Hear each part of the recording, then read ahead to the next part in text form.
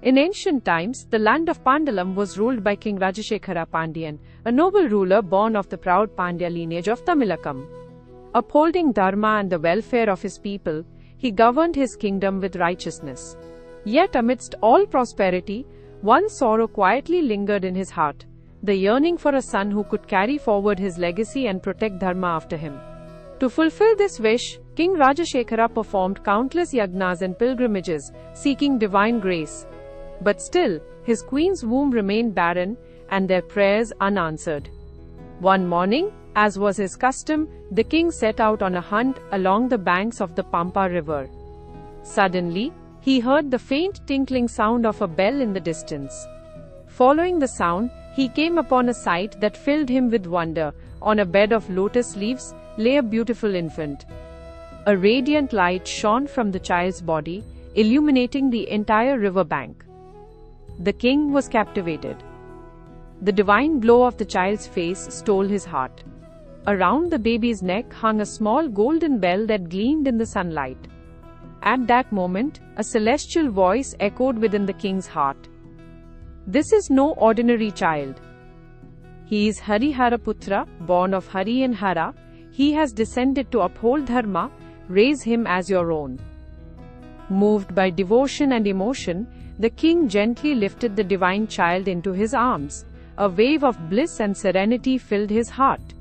Seeing the bell around the infant's neck, he named him Manikandan, the one adorned with the bell. It is said that to this day, devotees remember that moment by tying a small bell around the necks of young children, Kanni Swamis, when they undertake their first pilgrimage to Sabarimala. The king brought Manikandan back to the royal palace of Pandalam.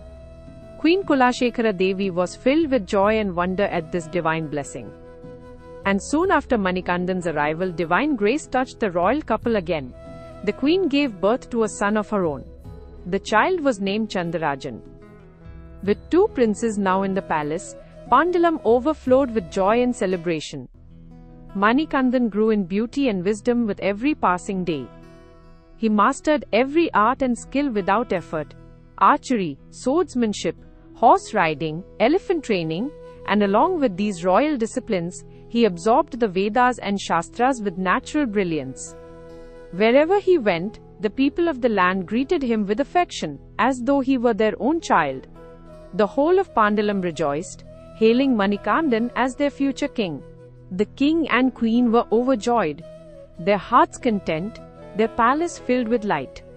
But not everyone shared their peace. In the minister's heart, jealousy began to stir.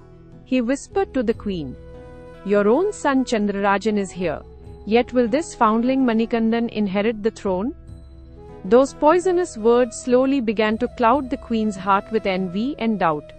Within the quiet walls of the palace, shadows of deceit began to gather. And thus, destiny took its next step, leading Hariharaputra Manikandan closer to the divine purpose for which he had descended upon this earth.